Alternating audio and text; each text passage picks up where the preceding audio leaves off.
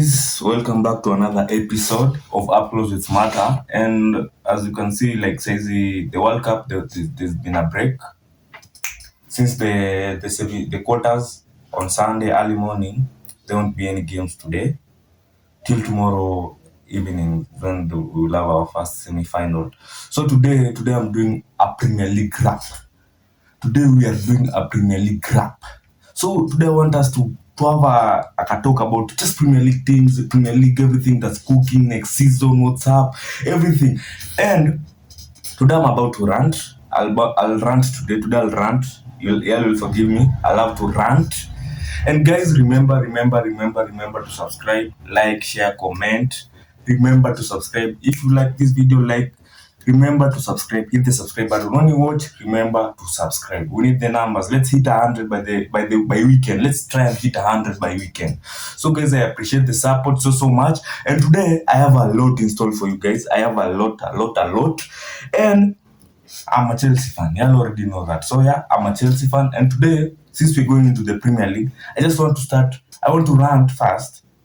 Initoke. So Chelsea, we've had a very, very terrible season, which has happened to be a normal thing since the new management took over. Since Chelsea was sold over to the Clear Lake capital, Chelsea has been having bad season after bad season after bad season. So that's nothing new. But I want to talk about something specific. The Enzo Maresca drama. Yeah? We all know what happened. Yeah? And Enzo Maresca handed in his resignation on 30th December 2025. And Chelsea officially recognized his resignation on 1st January. So imagine me waking up on 1st January to realize that like that's how I started my year as a Chelsea fan. At Maresca's resigned. Bro, we had just beaten Barcelona in the Champions League, black and blue. Then his last game as a Chelsea manager was the Bournemouth 2-2 draw, and his next game in Yangi coach Sasa, the game which Maresca would have coached next was Chelsea versus City. And now that's where I'm going to. Chelsea, City, Maresca, all that. So Maresca, we know how this management has been running Chelsea. They've never had a manager. Like Chelsea since was sold, since they bought it, we've never had a manager. It's always been coaches. So the last manager we had was Tuchel. So when this management came in, they were like, Tuchel, we don't want, like we just want you to just play, like just coach, nothing more. Tuchel was like, nah, I can't do that. He resigned. So since then it has been a downhill. So they brought Lampard to try and stabilize the season, while they brought Potter. We've suffered. Pochettino, we've suffered. So we finally hit jackpot with Maresca. Maresca just won the championship with Leicester, record season. So Maresca had won the championship with Leicester. Then Chelsea signed Maresca. Everybody's like, what? Championship manager? What's this? Chelsea is a big club, top 6 club. Why are you signing a championship manager? What is this? But to everyone's surprise, Maresca really knows ball. Maresca was a decent coach, really decent. Won us the Conference League, won us the Conference League, won us the Club World Cup, took us to the Champions League. Maresca in his first season did all this in his first. But there's something about Italian managers and Chelsea. Whenever Chelsea has Italian managers, we tend to perform. Chelsea has always performed with Italian managers, and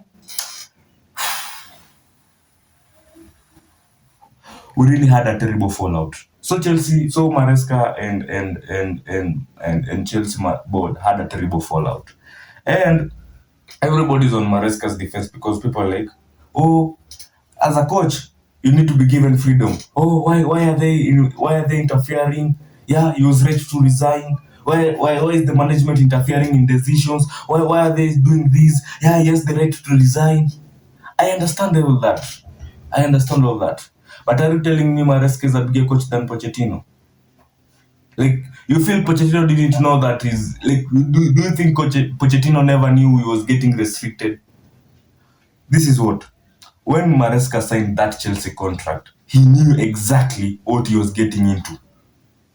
He knew exactly. Like, that was not a surprise. It was not like, it's not like, oh, come here, we'll give you freedom. Then he comes there and there's no freedom. He knew exactly. Like, if he was to resign, why did he not resign at the end of the season? Why did he not resign then?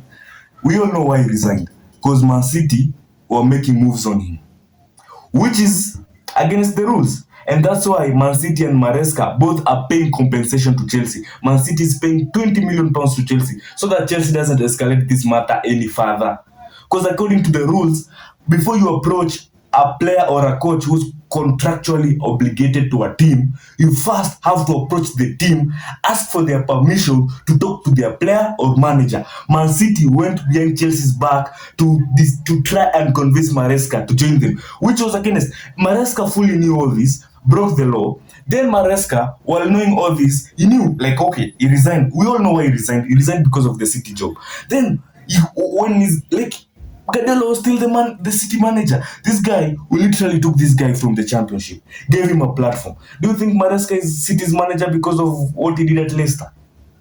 Maresca is City's manager because of what he did at Chelsea. And do you think so? You think if Maresca was given Crystal Palace, will have won the Club World Cup or will have won the conference? No, Maresca did this because of the resources Chelsea afforded him. Chelsea gave him the platform to be the coach he is today. What does he do in return? Resign in the middle of the season. Our season went into complete chaos. Since then, it was a downhill. So, and you know, there's a difference between resigning and getting fired. You know, when you get fired, before a team fires you, wanakuanga na plan. They already have a plan of who to replace you with. But when you resign, they're like, what now? So this guy just resigned out of the blue. Now Chelsea's like, what now? And that's how we ended up with Rosanio. Rosanio now is a victim of the situation. He just found himself in a situation he doesn't understand. Akarushwa hapo hivyo. January. So Chelsea season went into chaos. Now we finished 10th. You know, when Maresca was still at Chelsea, like when he was resigning, we were 5th. We finished the season at 10th. We got battered by PSG mercilessly.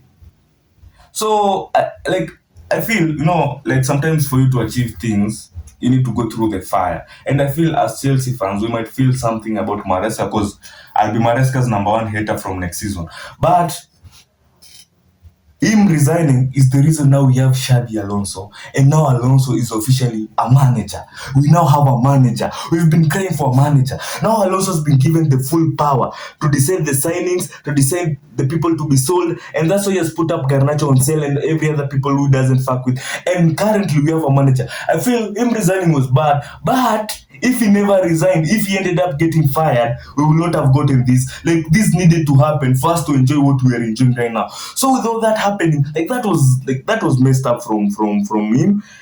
But all in all, life moves on. And also, so that's it for Chelsea. I wanted to have rant in it. Okay, just wanted to rant in it. Okay, kiasi, because I just felt like that guy did us wrong we gave him the platform. And also we can see Manu are Manchester United currently they're improving their midfield. Manchester United have signed Santos from Chelsea, and it has been confirmed today that they have signed Yuri Tillemans from Aston Villa. So Man United have cause Tillemans comes as a result of the Ederson deal, but the Ederson deal is off for now. It's not completely off. Ederson might still get signed by United. So United are improving their midfield. Also, we know Casemiro is leaving. So United now have Ugarte. They have the Tillemans. They have Bruno. So United are improving their midfield, bringing in Premier League experience. Santos and Premier League experienced players, and I feel United have United gave now Carrick a contract. Now Carrick is officially a United manager. He was interim, and now Carrick last season, and this is not shade. I always speak facts. Carrick last season performed. True, he performed, but we have also to state some things. United were playing 1 game per week. Which you can be one game per week is really, it's serious. Playing 1 game per week is really an advantage. And I feel next season we will now get to actually decide whether Carrick is a serious coach or not. We've seen this before with OGS. We've seen this. So let's see. I trust Carrick. Let's see what Carrick can actually do at United. Also, Liverpool signed Iraola from Bournemouth as a new head coach. They fired Slot. So Iraola has already made 2 signings currently for Liverpool. And so currently in the top 6 teams, City new coach Maresca, Chelsea new coach Xabi Alonso, Liverpool new coach Iraola, Man new coach now officially Carrick. Then also Tottenham, they signed De Zerbi at the end of the season when the season was nearing the end. So it's going to be, you see, City City have dominated English football for the past 6 years. They've completely dominated football. And and one thing about them, they had stability. Pep Guardiola was the common factor in all those years. Now they have a new coach. Most like some of the experienced players are leaving. You can see Silva has left, KDB left last season, so they're losing some of that experience and stuff. And so now we can. So Maresca is coming as a new coach. So we want to see what like tomorrow, like season's top four or the title race. The title race for next season is going to be hit up because City new coach Maresca. Liverpool new coach Iraola, proper coach. Bournemouth took Bournemouth to Europe. Bournemouth are going to officially play European football for the first time in their history. Bournemouth Europe. Also, Chelsea have Xabi Alonso. Xabi Alonso, we all know Xabi Alonso's track record. Xabi Alonso won the Bundesliga unbeaten. If you want to deep how crazy that is, Bayern have never won it unbeaten. This guy won it unbeaten. He also go to the final of Europa League unbeaten and lost somehow in the final. That's what was his first final like that season. First loss, I mean. Also, this guy went to Real, had a good whether his follow to the Real was about players and everything. You can see as Mbappe, like it was all about players, Vinicius and Bellingham. Yeah, and so because they want players to run and they were not fucking with that all. So Xabi Alonso 1 game per week next season. De Zerbi with this Tottenham. Tottenham are going to be a menace. Spurs have signed Tonali for a club record fee, £100 million. This is their most expensive signing ever. So Spurs have signed Tonali, they have signed Robertson from Liverpool on a free, they have signed Senesi from Bournemouth, they have signed Matthias Fernandes from West Ham. West Ham got relegated, so Spurs kind of got a discount. Also Martin Dubravka from Burnley. By that, in my FPL last season, Dubravka was like mainstay because of his price and everything. So Tottenham signed, because I'm hearing Vicario might leave this season. So they've signed Fernandes from West Ham, Dubravka from Burnley, Senesi from Bournemouth, Robertson from Liverpool, Tonali from Newcastle, Van Hecke from Bournemouth, from Brighton, and also mind you, look at their defense next season. This is Spurs defense next season. Van Hecke, Senesi, Romero, Jet Spence, Porro, and Van de Ven. And Dubravka on the post. Shit. They're about to be a menace. Tonali So, De Zerbi, we all know De Zerbi. De Zerbi proper coach. Brighton went to Olympic Marseille, proper, had a decent season. De Zerbi has been is a proven coach, Premier League proven coach. And he'll be having 1 game per week. Same to Xabi, 1 game per week. Add on top of that, Liverpool have a new coach. And now City also have a new coach. And Arteta is just fresh from winning his first Premier League title. It's about to be a movie. Next season in the Premier League is about... I feel next season is one of those seasons you can't actually predict. Because normally, like for the past few seasons, it has always been Arteta, Klopp, and mostly it was Klopp and Pep. Mostly it was Klopp and Pep. Then Arteta and Pep also, like Pep, Klopp, Arteta. It's been there. But now it's only Arteta who's remaining of the three. And now all these new coaches have come. And now Chelsea is also making moves in the market. Chelsea already signed a right back a proper right back from by the way, this right back won the player of the season, defending my star, like as a defender for in the Serie A last season. Also, we are looking for Curella's replacement. Also, Chelsea are also we're making moves in the market. I can see. Also, we are looking for Lacroix. Chalobah might leave for Como or something. So Chelsea is kind of making signings. Colwell is fit. It's going to be a proper season. Proper season. Also, this is something that happened. Glasner, we've seen Oliver Glasner, the Crystal Palace coach. He has had recent success with Crystal Palace. Won the Conference League, won the Conference League this season, won the FA last season, and also the Community Shield at the beginning of the season. 3 trophies in less than a year. So everybody's like, why is Glasner leaving Crystal Palace for Nottingham? But if you ask me, that's a smart move from him. In every way you look at it from this angle. Money-wise, he's getting a bigger check. That one, that everybody's chasing the bag. One, a bigger check. Two, if you look at Crystal Palace and you look at Nottingham, Crystal Palace might have won what they've won, but Nottingham have a brighter future. Nottingham have a brighter future. Nottingham will be a problem next season. You know what I'm saying? Nottingham have a brighter future. What have Crystal Palace done after they've won everything they did? Crystal Palace have sold Gay. Crystal Palace have sold Eze. Crystal Palace sold Olise. Crystal Palace are looking to sell Lacroix to Chelsea. Crystal Palace are literally selling everybody. They have no ambition. There's no ambition there. But look at what Nottingham are doing. Nottingham gives orders to leave. They literally, that guy, they're saying Marinakis is a mob boss. Marinakis had his family abducted. And I was like, nigga, you're signing an extension. You're not leaving this club. That guy is looking to take Nottingham Forest places. Like, for the first season, they got promoted to the Premier League. The first season, Forest were promoted. They made 30 signings. Do you deep how crazy that is? Like even 30 new signings. Man, they already have a team. They made, like, Marinakis is a proper president. That guy is running that. Like, he's always at the games. He's fighting. You saw him at Olympiacos. You know, he owns several clubs. He was there fighting with fans. This guy loves his football. And Glasner, you give Glasner Nottingham Forest and the budget and this everything, Glasner will do magic there. Forest will be proper. There will be a problem. Forest will actually, I'm saying it now, Nottingham Forest will be a problem coming next season. Also, so Forest, and also so you see on the transfer drama, like the Chelsea, I also want to talk of like when I was saying, like, what City are doing going behind Chelsea's back is against the law. It's the same with what is happening at Atleti and Barca.